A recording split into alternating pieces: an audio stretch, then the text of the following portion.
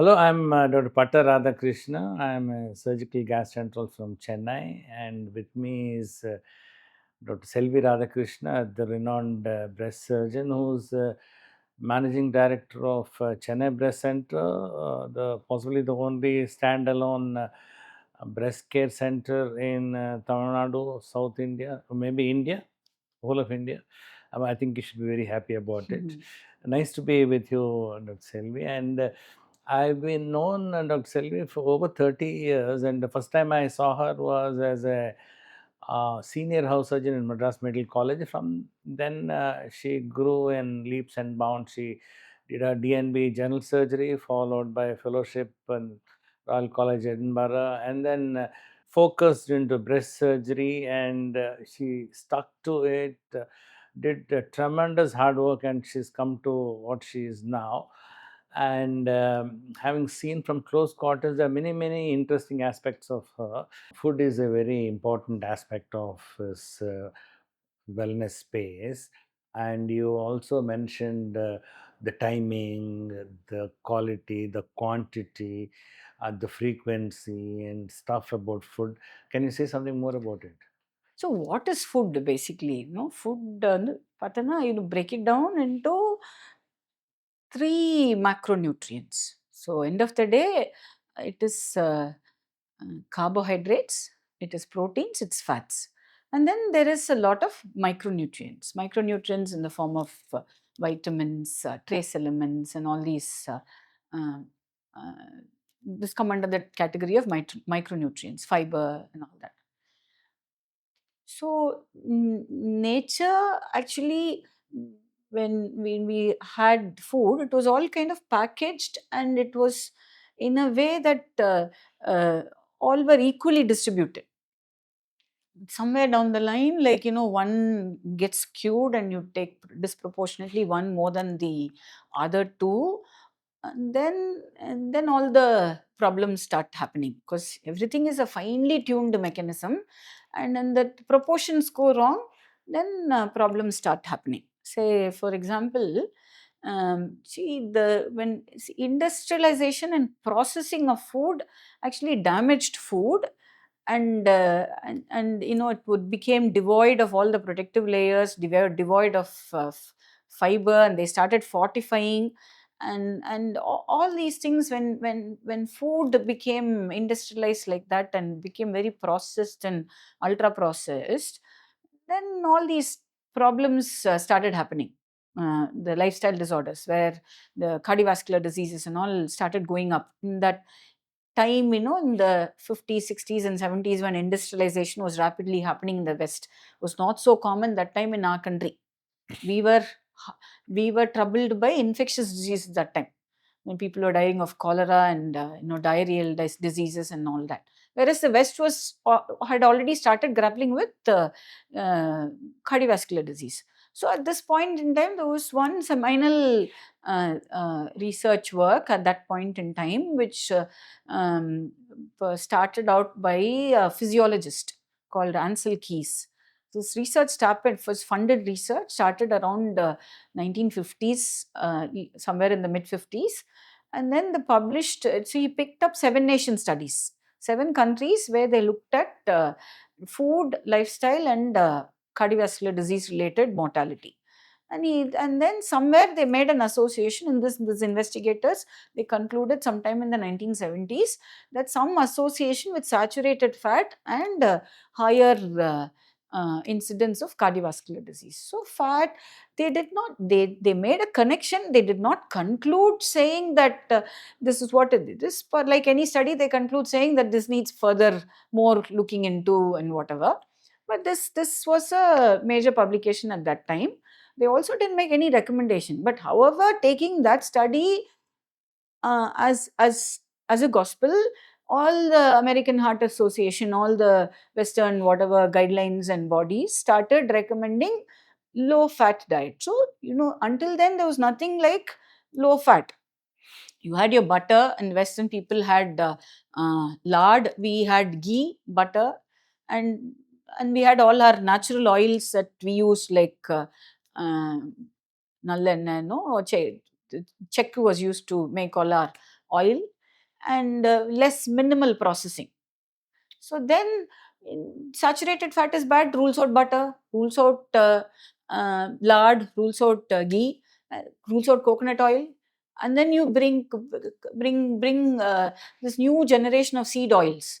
So seed oils from all these, rapeseed, sunflower, safflower, bran, corn, canola, all these oils, for it to reach that clear, no smell kind of whatever consistency, it had to be put through a lot of industrial processing, lot of solvents, lot of chemicals. If you go and see, you'll probably never touch any of these oils ever again. These oils were rich in PUFA, polyunsaturated fatty acids. This was recommended. So people I remember heart healthy, we still see that heart symbol in some of the oil cans. Saffola. So we go and, you start, there was a reason why, kadala enna is called kadala enna. Thenga enna is called thenga enna. எள்ளுலேருந்து வர எண்ணெய் தானே நல்லெண்ணெய். We didn't call it எள்ளெண்ணெய், we called it நல்லெண்ணெய். So some ancient wisdom was there that this was good. But then we abandoned that and we said, okay, coconut oil is bad, it causes more heart attack. Tenga chutney was abandoned, coconut oil was abandoned, and people moved on to using all these seed oils. And what happened in the West also, moving on to seed oils and avoiding saturated fat and going low fat margarine, low fat yogurt, low fat milk, everything became low fat suddenly. And the meat that was also devoid of the fat, it was just the lean meat. And eggs, they said don't eat yellow, only the white, because yellow is bad. So there was a lot of confusion. But then with that change happening over the next 2-3 decades, 70s it was announced, 80s, 90s, you should have seen a decrease in mortality, decrease in cardiovascular incidence and lifestyle disorders. That did not happen. In fact, actually you saw it happening more and more at a younger age. People dropping off dead at 40 years, 35 years. There's no explanation as to why it's happening, in spite of following everything. Everything changed, and people are using all these low saturated fat option. And then around 2015, 2017, they did a critical analysis of that paper once again. Lot of questions that were put across. Some of the common criticisms was that he didn't take sugar into consideration. He ignored France, where they didn't have this low fat whatever option, and that France was excluded from the study. Greece, when they took the sample, that it was done during the Lent, when automatically people ate less of whatever. So that, and then all this was critiqued, and then he picked and chose the countries that gave the result that he wanted. So some of it is, some of the criticism is probably kind of not warranted.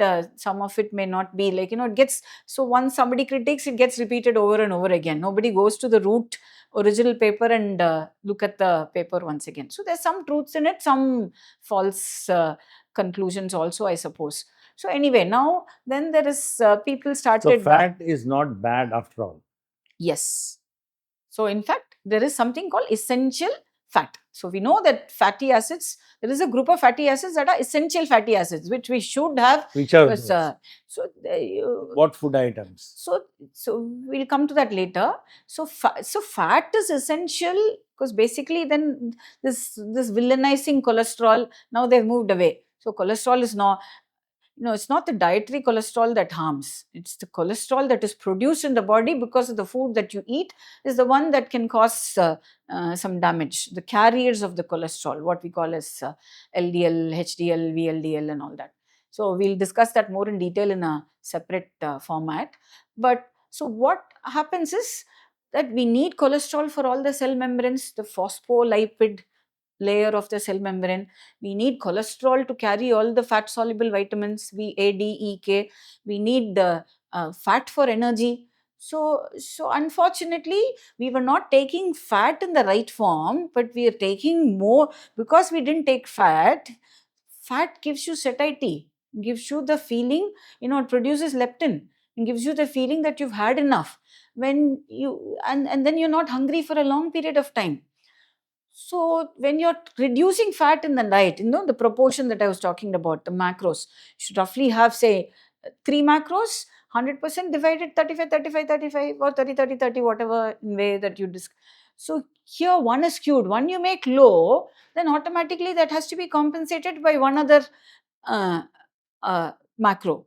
Usually fat and protein come together as a package. Protein isolated, if you take as a concentrated powder, that has its own damage also. So it comes as a package. When you reduce your fat, automatically you load up more on carbs. So the carbs, instead of being 30 or 35% in a normal person, has become like 60, 70%, particularly in Indian diet, where we are more vegetarians here, and to get that satiety, you have to eat more. And what do you eat more? You eat more carbs. And then what happens when you take more carbs? So what is carb? Carbs are basically, it boils down to the end product called glucose in the bloodstream. So like, for example, you have table sugar, the white sugar that we put in your coffee, tea, whatever sweets that we make. It has equal proportion of fructose and sucrose. So the 50-50. And then so when you ingest uh, carbohydrates, so carbohydrates, again, not all, you cannot vilify all carbohydrates. So carbohydrates, there are complex clothed carbohydrates, which, like you take rice, it has all the layers.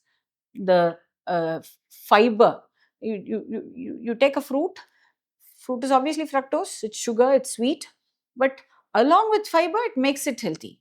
But devoid of fiber as fruit juice, it's unhealthy. So and excess of it is also unhealthy.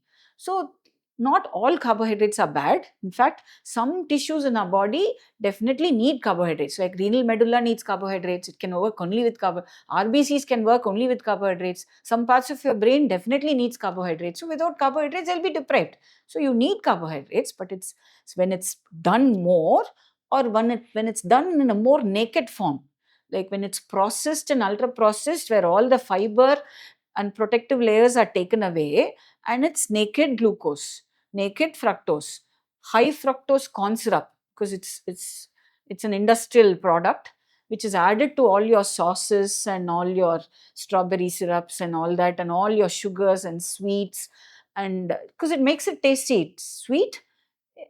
This is the highly damaging thing. So when you take processed, and it comes disguised in many forms. So you take a label, if you say glucose, you'll understand. If you say starch, you'll understand. It will say maltodextrin, it will say dextrin, it will say, different names. There are at least 100 different names of the synthetic compound that could be a potential naked carb. So when you take all these synthetic calories, immediately, and you and the quantity matters also. So when you take, what happens immediately? Because there is no digestion there, because it doesn't have to break down the fiber, so it is all naked. Immediately your glucose gets absorbed quickly, your glucose shoots up. Now glucose is hyperosmolar, you cannot have a high blood sugar. So the normal blood sugar, as per values that we have in our traditional blood reports, is only 5 grams of sugar, that is equal to a teaspoon. So we are allowed to have at any given time in our bloodstream only a teaspoon of sugar. Now imagine how much of sugar you take in a day as naked sugar. So if you have a tea. No, but for a non-diabetic, we have mechanisms to break down that sugar. So, okay, let me come to that. So you take that sugar. So what happens? The sugar gets absorbed immediately. The glucose goes up in the blood levels. It gets absorbed, goes up. So blood cannot handle that. So immediately to push that glucose away, because you cannot afford to have, because high glucose can damage microcirculation. High glucose can microcirculation, feet, whatever peripheral neuropathy, your eyes get affected. All these things end organ damage can happen. So the sugar has to be driven out or used up. So what happens immediately? Insulin comes up. Insulin spikes.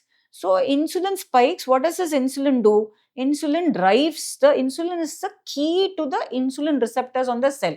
It opens up that insulin receptor, the sugar is absorbed into the cell uses for energy. So, okay, what if you eat more and there is excess more than what the cells can use? Then that becomes storage, that gets converted into fat. So, insulin is a storage hormone.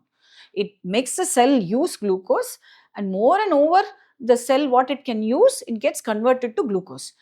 And it gets converted to glucose and it gets stored in depots in our body as fat. So there is fat. There are two different types of fat. There is a brown fat and there is white fat. Fat is an essential, fat contours the body. Fat is essential as an emergency store. Suppose, you're forced into a period of starvation where, you don't get any food for 1 week, 10 days. Like animals hibernate, they go 6 months under the, when it snows, burrow underneath, they don't get any food, they live. How do they live? They also made up of cells, DNA, all life processes just like us. That fat storage helps them. So similarly, we also keep fat. So that fat is stored in the subcutaneous part of our body, under the skin, subcutaneous, under the skin. And then excess fat. So you can go up to some 7-8 kilos of subcutaneous fat in the body and not have any disease.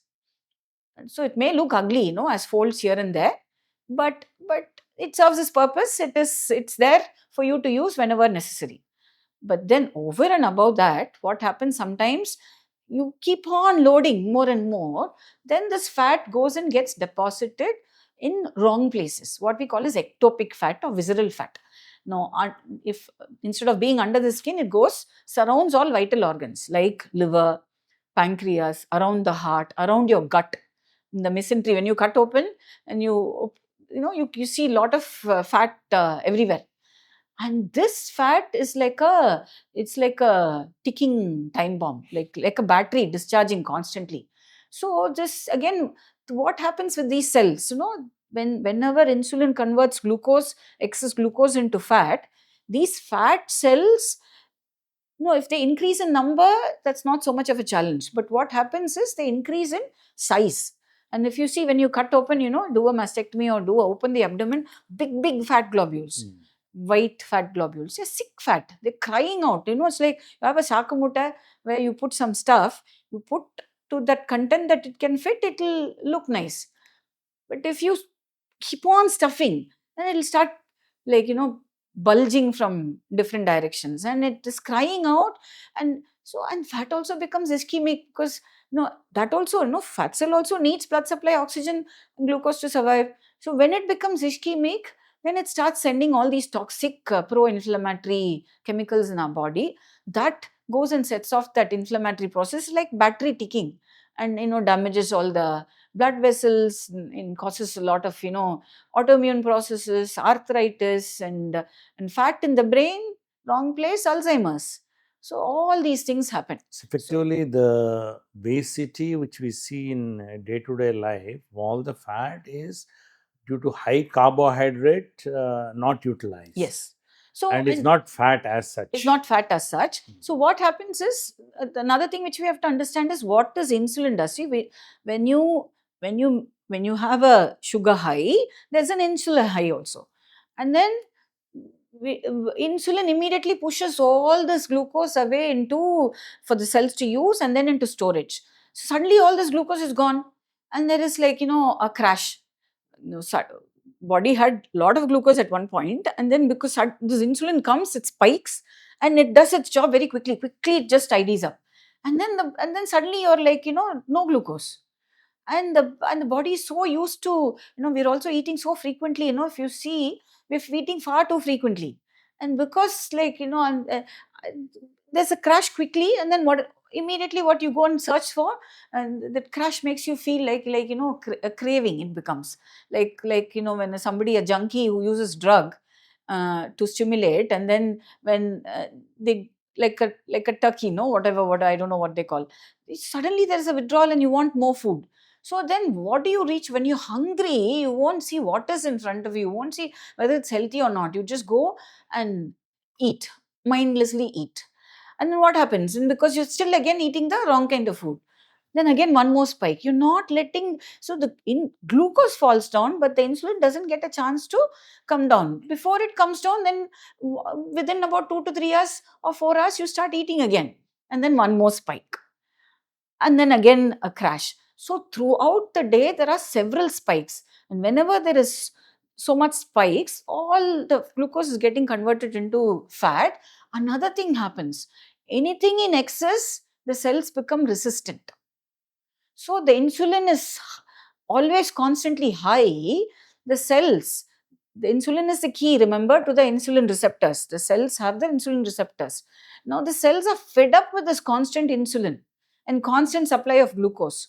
So it becomes resistant to insulin. It stops responding to the command to open the door to absorb the glucose. So the cells are also starving. So this is insulin resistance. Yeah, this is insulin. Cells are also starving because it's not opening the door, it's not getting what it needs.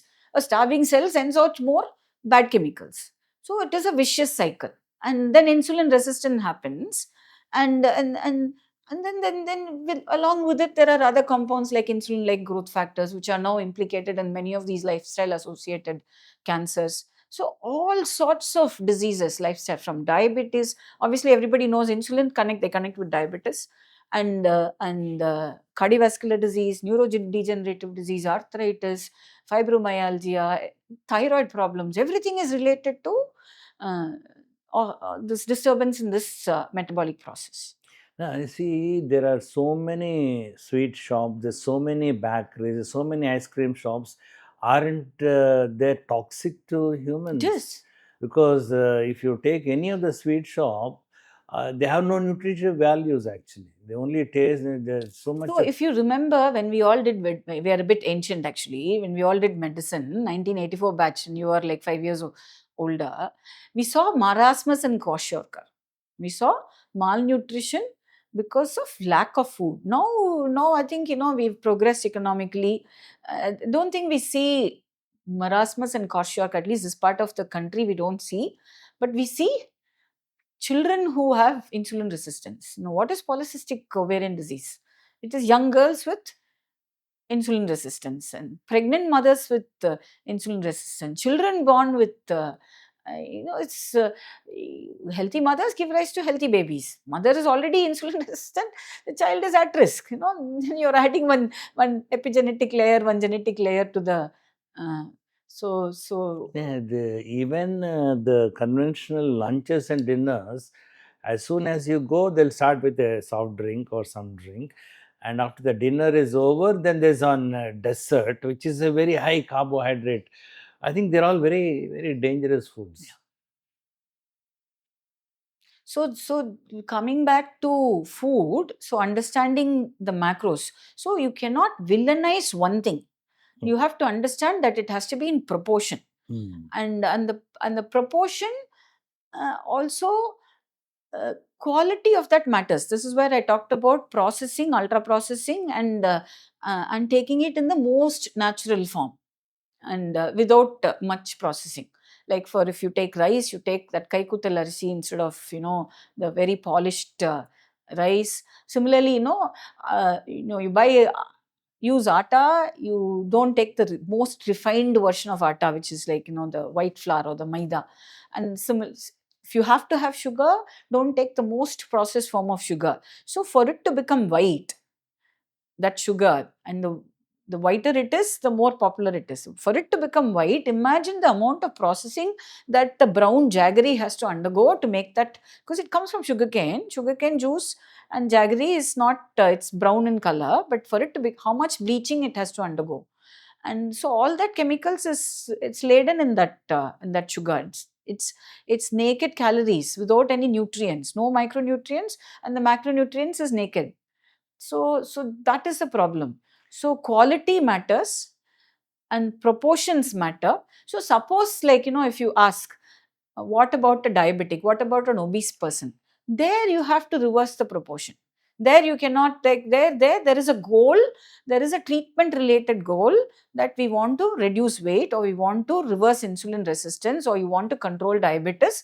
Then then you don't keep 35% carbs. Then you take the carbs low, take it to 20 and below, take it to 10 and below, short periods of time.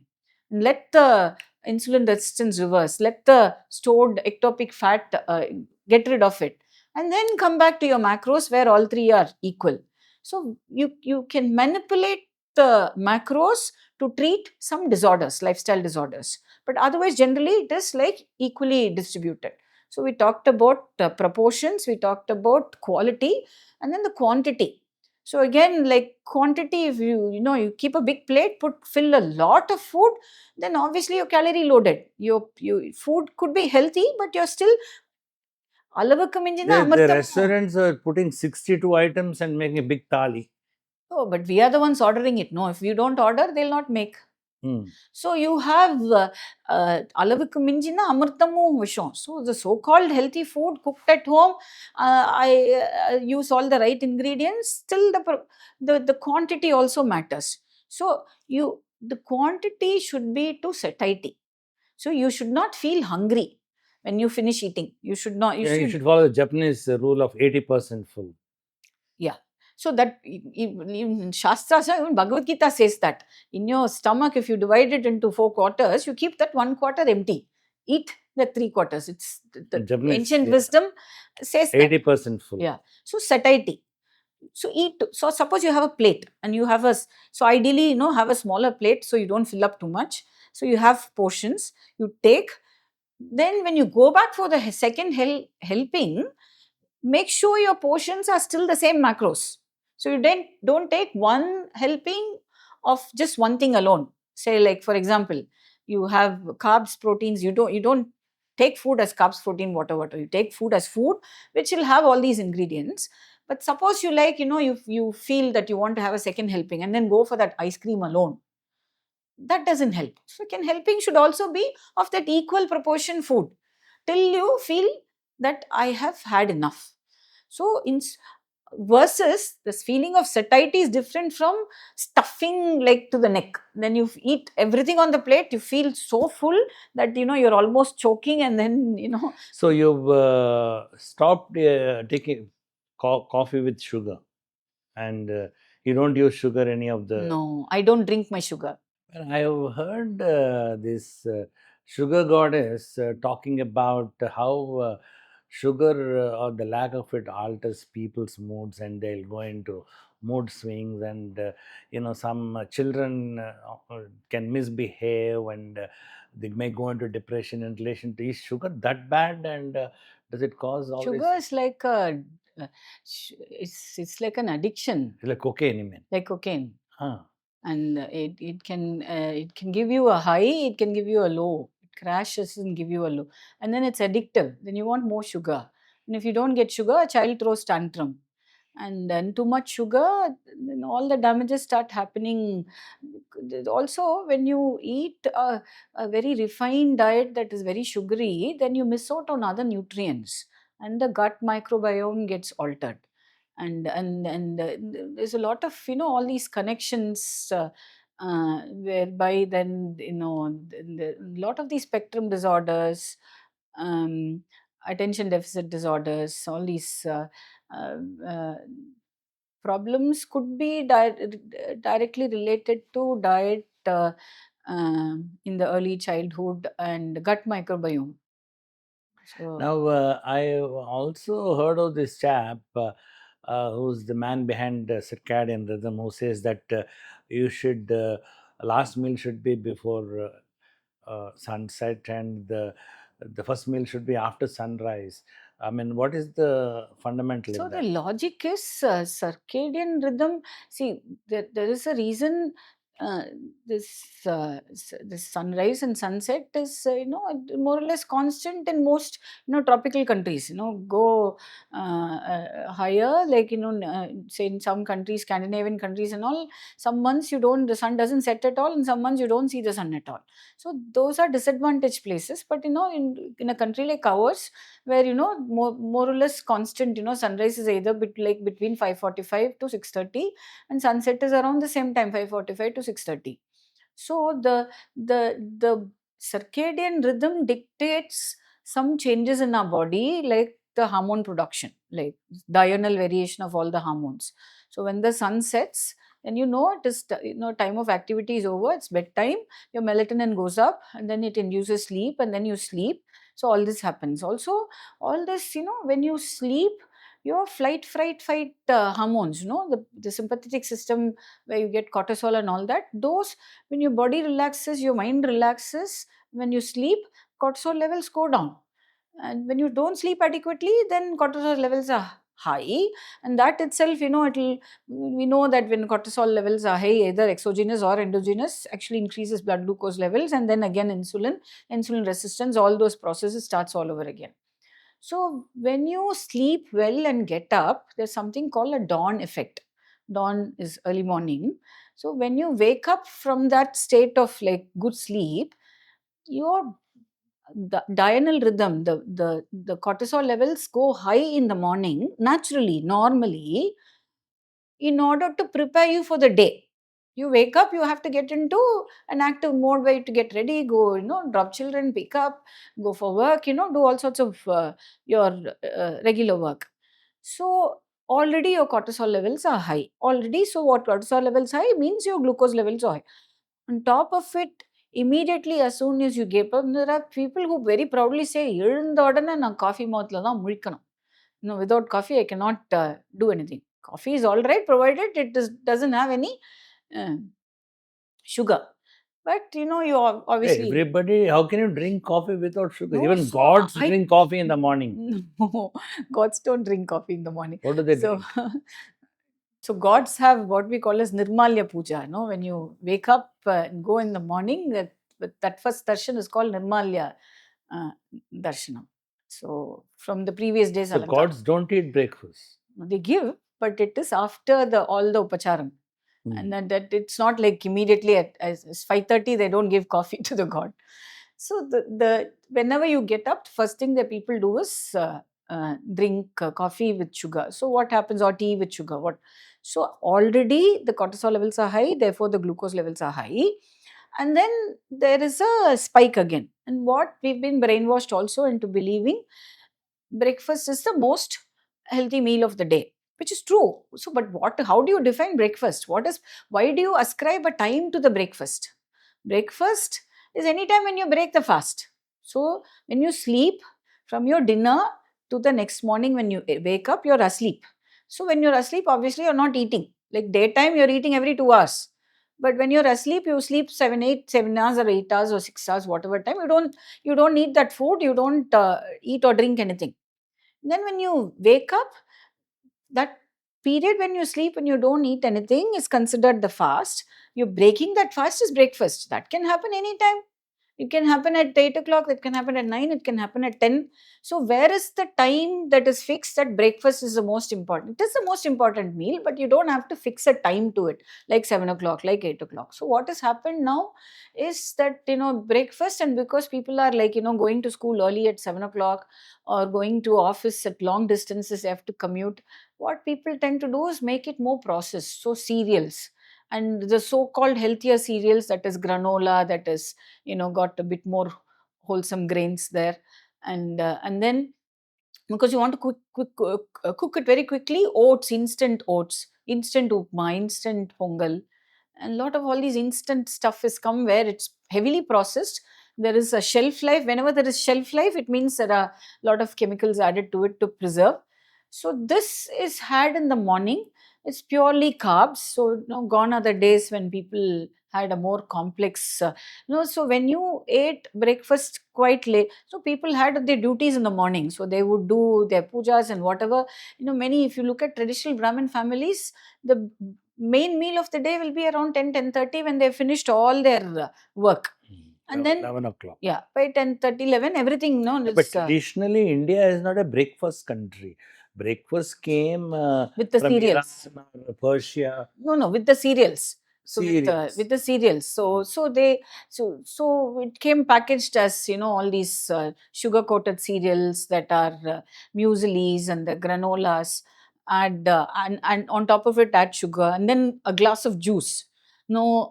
So again, this is a common misconception and a myth that juice is healthy. No, like I said before, fruits also, particularly, high glycemic index. More sweet the fruit is, the more sugar that's going to have. Sugar is in the form of fructose. Now, fructose is clothed with fiber, and then you take that one fruit, say it is an orange. That orange is fine. It's going to give you all the vitamin C, all the antioxidants, and all the carotenoids, everything. But you take off the fiber, take that naked juice, filtered juice, and on top of it, pulikadana, we'll add one more spoon of sugar to it, mix it, and then drink. That is pure poison. So, fructose can be metabolized only in the liver. It's like alcohol. Alcohol can be metabolized only in the liver. So, sucrose can be metabolized elsewhere, but fructose only the liver can metabolize. And you give a load of juice, and I see this particularly with patients on chemotherapy, because they have less appetite for other things, and people also think healthier சாப்பிடு, immunity வேணும், அது வேணும், இது வேணும், and then 3-4 glasses of juice during the day. And invariably all of them will, by the time they recover from treatment, the next ultrasound scan will show fatty liver, grade 2. It's all because they blame chemotherapy for it. It's not chemotherapy, it is actually the fruit juice. So the unfortunately, people, we all think that the fruit juice is healthy, and then a tall glass of that orange liquid, to get that 200 or 250 ml of orange, you need at least 4 oranges, because it's not diluted with water, it's pure.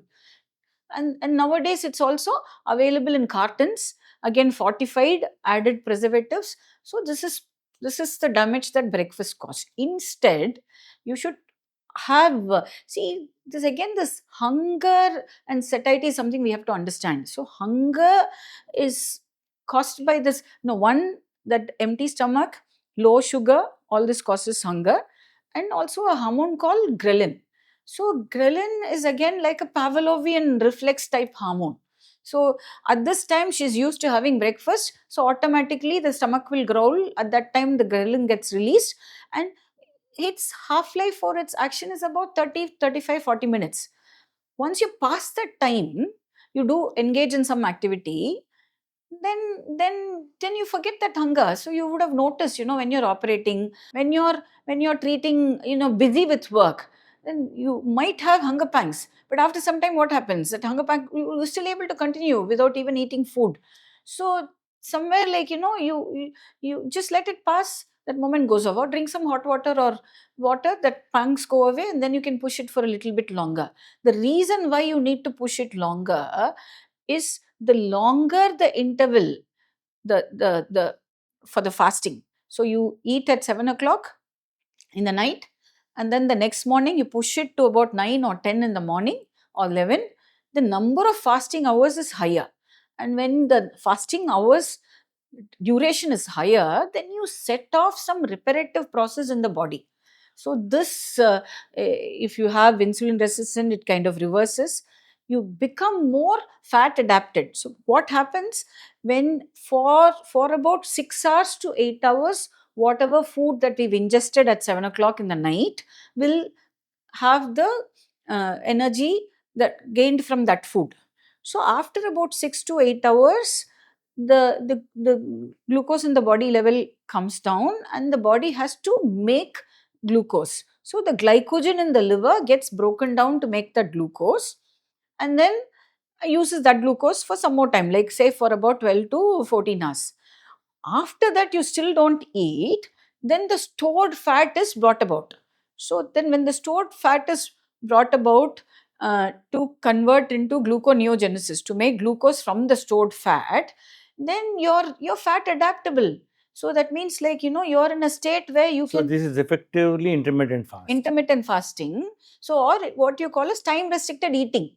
Right. You don't, you eat within a restricted time frame, and you fast the rest of the time. So you then also another process called autophagy starts, where, in a cell, the powerhouse of the cell, the energy house of the cell is the mitochondria, and then the cleanup organelles of the cell is called lysosome.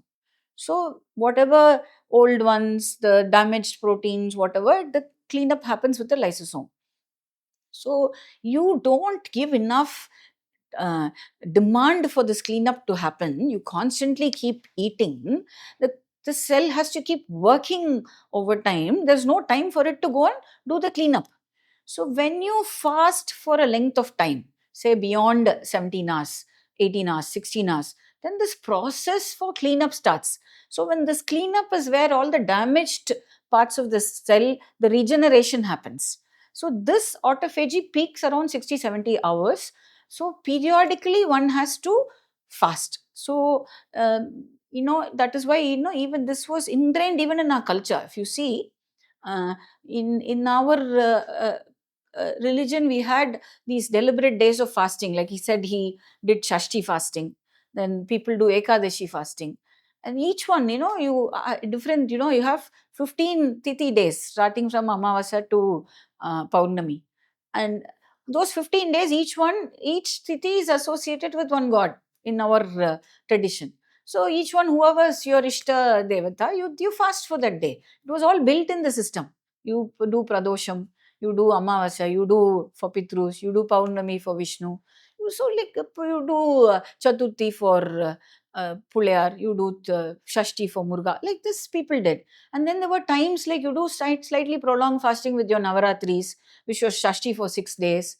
Navaratris happen 3 times a year. You believe that you should eat as early as possible in the evening at the time of sunset or before sunset, and prolong your breakfast time as much as you can. So first thing, as soon as you get up in the morning, just open the doors, fresh air, do some breathing. That deliberate breathing exercises, what we call as pranayama. And so when you do pranayama, your blood pressure comes down, your cortisol levels comes down. You do it on an empty stomach. You do it on an empty stomach. You can have water if you want, but obviously empty stomach. So there's this technique called just abdominal breathing. So breathing also is wrong, and most of it is shallow breathing. Deliberate breathing, when you inhale, the abdomen should go out. When you exhale, the abdomen should cave in.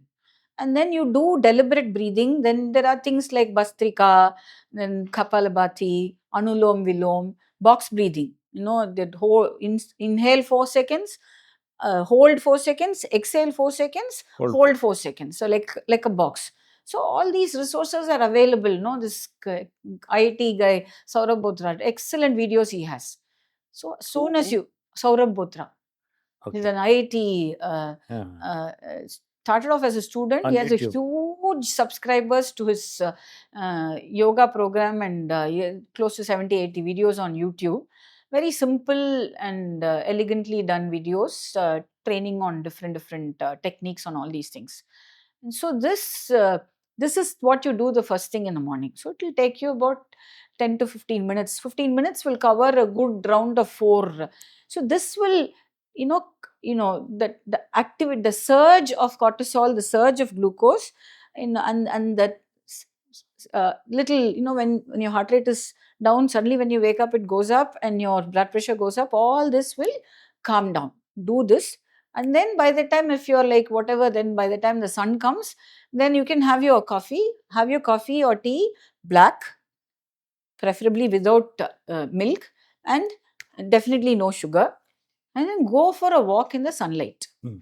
Some exposure to sunlight, and that walk in the morning, in the early morning sun, tells your brain that this is circadian rhythm is set. So for actually better sleep, when you look at people come with insomnia, the first advice that a sleep therapist or the sleep specialist will tell is, walk in the sunlight in the early morning. So that has a connection to that sunset and that sleep time and that sleep routine. So this is very important. And then you come back, you do whatever that you do. For children, school-going children, do you advocate that there should be an interval period around 11 o'clock where they have breakfast? And they have it too often. That's a problem. You give something at home, then these days, schools are far away from the city. They are put on an AC bus, and then they're given snacks on the bus, and then they go home. The mother packs some snacks also. They have that again. Then there is lunch, and there is one more snack time, and they're coming back from school. As soon as they come back from school, one more snack at home. And then, children these days don't sleep early. and they, all sorts of So this is distractions. frequency. So frequency What is is the right frequency? 2 meals and 1 snack. Snack when? So if you're a morning person, then you eat in the morning and lunch, and then snack probably around 4-5 o'clock, which could be a sundal or something that is depending on the macros that you need for the day. And then after that, no dinner. Supposedly, but that is a challenge, because most people come and socialize, and sit for the family time, sit together, have dinner together. All that happens in the evening because everybody is rushed for the morning. So if that is the case, and if that is needed, for a young family, that kind of family bonding is very important. So then what you do is skip the breakfast, lunch and dinner. But children, growing children, pregnant mothers are different. Their physiology is different. So pregnant mothers are deliberately insulin resistant because they are storing for the baby. Similarly, the growth phase in a child and adolescent is different. So they should not do any intermittent fasting. They should not do any fasting. The fasting is all meant for adults like us. Whereas the children can have the right food, the right quality of food, right quantity of food. Okay, coming to the right quality, right quantity, uh, suppose if you have to set your breakfast table for your family, what will be on the table? So I would actually sprout some sprouted beans. Various varieties of beans are there. My favorite and easy ones to sprout is moong dal. So 2-3 days you put sprouting jars available, or just tie it up in a wet cloth, little bit of moisture, leave it there. 2-3 days, nice sprouts happen. Along with that, add some chopped tomatoes, some, if you like it with a bit of spice, add some green chilies, chop it finely, add a dash of lemon, some bit of So this is all salt. raw. Because you need raw food, live food, you're eating for your microbiome. Right. Your microbiome needs that fiber, and then only when it's happy, it produces all the short chain fatty acids, all the happy hormones. What else is So then the I might greatest add a little pomegranate to it, some nuts to it, a dash of lime to it, and then a black coffee. And so people who take eggs can have a couple of eggs with yellow, and the eggs should be farm raised, not factory raised eggs, because again they are fed the wrong kind of food, and whatever that eats only it's going to give. So farm raised eggs for those who eat And eggs. what will your dinner table be like? So I now, because I eat breakfast and lunch, I skip dinner. I eat around 4-5 o'clock. I have another. So coffee I tend to restrict before 3 or 4 o'clock, or max 5, because if you have coffee too close to your bedtime, then you don't sleep very well. So maybe around 3:34, have a coffee, and that time I might have some nuts, peanuts, or sundal, and after that I don't eat. Occasionally, see, it's not a very rigid rule. Occasionally I'll breach. No, you. So and then the next meal I'll compensate differently. So if I eat in the night, I definitely make sure that I eat before 7:38, and then I compensate the next day. So it is not a very rigid routine, but definitely 2 meals and a snack. Don't you feel the sleep disturbance in your sleep because stomach is empty? Contrary to that, a full stomach will cause more sleep disturbances. Most people eat at the wrong time. They eat very late in the night, and then they, so that there's also another aspect of avoiding the spike. You want to cut down the spike. You eat, and then after eating, about immediately don't go and lie down. A good a gap of 20-30 minutes, and then have another 20-minute walk. So it actually tames down the spike. So this is very important. See, I see a lot of mothers of adults and children complaining that they can't sleep in the night. They have huge sleep disturbance. What is the cause? Has food got anything to it? Food, obviously, they eat till very late in the night, keep snacking, and then too much of devices, too much of activity, and then screen time and all that contributes. So it's not only children, it's a uniform problem now, and it sets off because again, poor sleep, and when you don't sleep well, you tend to go and binge. So in the middle of the night, you wake up or you stay awake, and all these shift workers things happened, and working to American times, working to Western timing, and then like people like us, medical people, no, we work night shifts. So it's very common for us to go and do a midnight snack when you're at work, whatever. So whenever there is sleep disturbances, again the same process. Cortisol levels go up, glucose goes up, insulin goes up, insulin resistance happens, and it sets off. It alters a lot of things in the body, including the gut microbiome.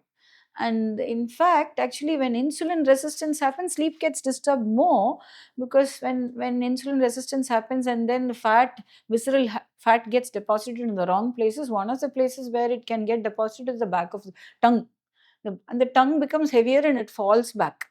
And then the jaw alignment and all that changes when you sleep, and that is when people start snoring. And then because of the snoring, and you find that intensity and the loudness of the snoring becomes higher and higher as people become more and more obese. And then they sudden, because it's falling back, and suddenly the snoring is because the air is going through a narrowed wind space, and suddenly there is a block, and then you wake up like suddenly without that Obstructive sleep apnea. apnea. And then see, sleep quality is very important. This core sleep, REM sleep, your deep sleep is very important, because only in the deep sleep state, and that the body does all the reparative mechanisms. And if you don't sleep adequately and you keep waking up with the tongue falling back, and then that also sets off a lot of hormonal disturbances, and it's a vicious cycle. It started off because of that, and then that gets worsened because of this. And also what happens is there are other signs of insulin resistance, like people sometimes, you see that black patch around their neck, acanthosis nigricans. So you people think, okay, it is because of the metal chain that I wore, I'm allergic to gold. It is insulin resistance under the armpits, in the groin, and you see those little skin tags. Those are also because of insulin resistance. And you can see, every patient that I operate, and I do a mastectomy, and we obviously drape the axilla exposed, because we need to do the axilla dissection. Every one of them will have skin tags. It immediately there is a metabolic syndrome. So this we're talking about timing of eating, talking about breakfast. And why that breakfast should not be carbs, or should be less carbs, not refined carbs in the form of cereals, muesli, granola, sugar, sweet drinks. And a very popular thing is smoothie, and the smoothie without sugar is fine, but lot of fruit with the smoothie, again the fruit without fiber is damaging. So that is one thing. You can have and the order of eating also is important. So when you have a plate of meal in front of you, all the macros are going to be there, the fats, the protein. So that's why, whenever we, in our traditional eating, if you see, first they'll put a little rice, and they'll put dal, parupu, uppu parupu, that plain parupu, and then they'll put 1 spoon of ghee. So what does it indicate? Straight away they're giving you fat there, they're giving you some protein, and then it's with some little, because with parupu we always eat little rice, not a lot of rice. The lot of rice comes with sambar, rasam, and whatever later. So this, and then you have a little, like that kosumali type, whatever, that salad that you eat first, that will be served first. You eat that is protein, that is fiber, that is some raw food there, that is fat, is already giving you, that is uh, the spike is getting blunted, because the carb part comes later. And then you have all these vegetables with a lot of fiber, kootu, tenga in it. All this will be proportionally distributed. Unfortunately, that became smaller, this became more, and it became more fried and more, and then the number of sweets also got added. That is a problem. Quantity is a problem, the variety is also a problem. Variety is a problem, order also is a problem. Variety is actually good. The more diverse the food, only thing, it has to be wholesome, and not stripped off, like the protein stripped off in the form of powder, the carbs stripped off in the form of naked processed sugar or sweets or processed food. So instead of that, wholesome food is fine. Like, you have vendaka poriyal, that's fine. You have avial, that is fine. Proportions matter, like I said, to the extent of satiety. So order of eating is important, where you take the raw food first, the fiber first, the protein and the fat, and then comes carbohydrate. So that way, then the spike is blunted. So order of food is also important. The pace of eating. So if you eat very quickly, suddenly all of it goes in, and then the spike also happens. So mindful about eating, chewing. There is a cephalic phase, there is this chewing phase. There's some breakdown that happens in the mouth itself, some enzymes here itself, and then it goes down. All this happens. So, what is this metabolic syndrome, by the way? So, metabolic syndrome is when you have this triad of all these insulin resistance, and so causing diabetes, blood pressure, high blood pressure, and the symptoms of which I described, all these things, obesity. So all these things come under this group of. So the metabolic syndrome can come much early in life. It is now happening in children, young children. Yeah. Young children, they are insulin resistance. For it to become how do you check for insulin resistance? So insulin resistance, my child has got leave children out of it for now, because that's again a complex physiology. But for insulin resistance to happen and to become a fully blown clinical diabetes, it takes 10 to 15 years. So you have the 10 to 15 years window to correct, to recognize and correct. So how do you, you might not be a diabetic, but you could be having some other symptoms. You could be snoring, you could you check. When you check, so one of the things, people go by glucose, but the problem is insulin.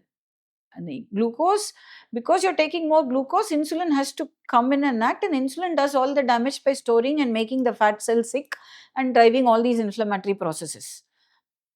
And so the marker, but what we are used to doing is checking only blood sugar levels. And now we have this HbA1c, where you get an average of approximate sugar control over a period of 3 months. So it is a good marker, HbA1c. So that again, the principle of averaging comes here. So what happens with all our markers, our SGOT-PT would be around 20 and less than 20. And then blood sugar levels will be 80 to 100. And HbA1c will be 5 and below, or 5.4 and below. What happens in, what is called normal? It's like the percentile, isn't it? Like if you have a class, and in the class, there's only 10% which does extremely well, 5% which does extremely badly. The middle range dictates what is normal. So similarly, what if you have a society where you keep seeing 80% of them are insulin resistant, or have some sort of metabolic syndrome or problem, and you get all these values, they're all normal. See, like I don't know if I mentioned this. You have 4 different compartments. One is the space where you have optimal health, where everything, your numbers are normal, you're feeling fine, you're feeling fit and happy. Optimal health. So that is, in truth, this only happens in about 5 to 10% of the population. Then there is this big population where there is pseudo wellness. They're all right. They have some niggly here and there problems. Numbers are okay, but they could do better. They're in the space like, I don't have diabetes yet. I don't have blood pressure yet. I don't have any. So I might have some vague pains here and there, but nothing that is disturbing my good food. That is pseudo wellness, or the apparent wellness. This is where most people are, at least till they're about 40, 45. Then you have this early reversible disease, and you have slowly HbA1c is becoming 6.5, sugar is becoming 103, 104, 110. Then some lipid profile alters, LFT changes a little bit. You do a little scan, then they say there is a fatty liver grade 1. slowly you start some change, and then some bits of it, then the doctor will say diet, and then the dietitian will give a, you very funny actually. You see a diabetic diet chart, and I saw one recently for a chemotherapy patient. It's every 1.5 hours giving some food, contrary to the whole understanding. So you don't understand what the hell is happening there. And then two idlis there, then one juice, one buttermilk, and then one and again doesn't make any sense at all. So this whole understanding has gone wrong. So I think there's a need for a lot of understanding about diet and what to eat, how to eat, and what sequence. And there's a lot, and that should be understood not just by general population. It should be understood by doctors themselves and dietitians and so on. There's much is desired there. Now, what is this gut microbiome? We just keep talking about what big role does it have to play in a person's well-being? So, gut microbiome is another organ in our body. We should consider it as another organ in our body. So, we all have common cells in our body. Skin, we have a lot of bacteria. In your nasal cavity, there's a lot of bacteria. In your mouth, there is a lot of bacteria. Similarly, this entire intestine, so the large intestine particularly has a lot of bacteria. These are friendly bacteria. We're supposed to have a healthy microbiome where you have a variety of bacteria. And when they are happy, so you're not only eating for yourself, it's like a pregnant mother eating for the baby and herself. When you eat, are eating for the microbiome as well as for yourself. This microbiome, when you're born, actually the baby gets exposed to the vaginal flora and the breast milk, and then by handling whatever the environmental whatever, the gut microbiome gets populated. Now with a lot of cesarean births happening and no breast milk, then the microbiome is altered already right at the beginning. And this gut microbiome, when you don't populate it with the right bacteria, it is when it becomes unhappy, it doesn't get what it needs to feed, then it starts eating up the intestinal layers, the mucus layer that is there, and then all the tight junctions are disrupted, and that's where you get the leaky gut syndrome. And it sends all the between the intestinal wall in the lumen, what we eat gets digested, and it is there in the large intestine, and it gets expelled once or twice a day. When it gets expelled, we call it sewer. It goes into the sewer. It's not something that's worth handling, but this is what sits inside our bowel, and until it comes out, it's inside us. So if it is inside for a longer period of time, then it disturbs the microbiome, then it also sends the wrong signals. And that is So, because of the lack of fiber in our diet, and eating indiscriminately will give rise to bad gut microbiome. eating indiscriminately, eating the wrong kind of food, not giving the And right that can lead to disease. So the gut microbiome needs there's something called prebiotics, and there's something called probiotics. So prebiotics are what the intestinal bacteria needs for it to survive. So that is fiber. There's a lot of fiber. So that is very important. Now fiber is lacking in our diet. When you make it more refined, there is no fiber. And you don't take any raw food, there is no fiber. So fiber is very important. Now, instead of taking it as wholesome food, we are trying to supplement fiber, which is also unnatural. Any supplement or drug should be used for treating particular deficiencies and not replacing the diverse food that you're supposed to take. So that is probiotics, where you're encouraging bacteria to repopulate. So where do you get probiotics? We get probiotics in fermented food, like your buttermilk, like your curd, like your pickles which are not cooked, like kimchi, sauerkraut, where you put the traditionally where they put pickled lemon, and it's not cooked. It's just salted and some spices added to it.